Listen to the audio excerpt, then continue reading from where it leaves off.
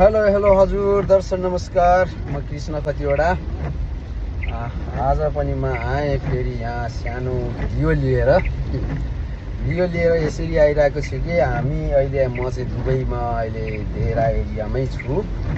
यसरी चाहिँ यहाँ पानी परिरहेको छ, मजाले पानी परिरहेको छ। आज मौसम पनि राम्रो छ। धेरै दिनै भयो पानी पर्ला जस्तो भइरहेको थियो, तर आज चाहिँ मजाले पानी परेको छ। अब केही अलिकति बढी भयो भने अब गाडी लिएर हिँड्नलाई पनि अलिकति गाह्रै हुन्छ जस्तो लागिरहेछ मलाई चाहिँ। यस्तो छ।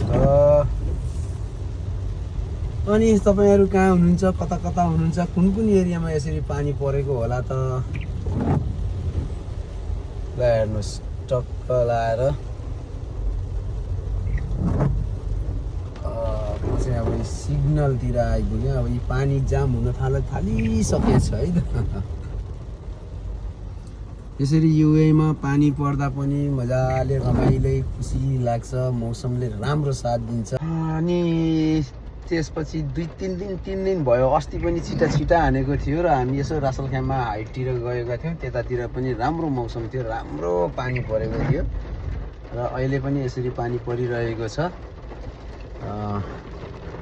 हेर्न सक्नुहुन्छ, म क्यामेरा ब्याक गराउने छु र यसरी वर्षमा एक दुईचोटि पानी पर्दा खुसी लाग्छ, रमाइलो लाग्छ, मौसम शीतल हुन्छ र त्यसैको साथमा गर्मीबाट अलि भाग्न पाइन्छ कि जस्तो महसुस हुन्छ है।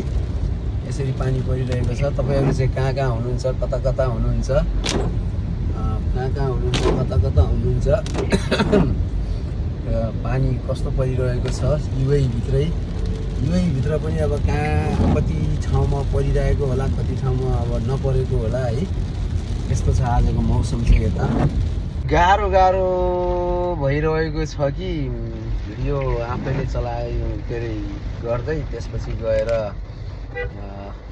ड्राइभिङ पनि गर्दै होइन। त्यो कारणले चाहिँ केही समय त यसो पानी गाडी रोकेर पनि भिडियो लिएँ, खुसी लागेको छ। पानी परेर मौसम चिसो भएको छ होइन।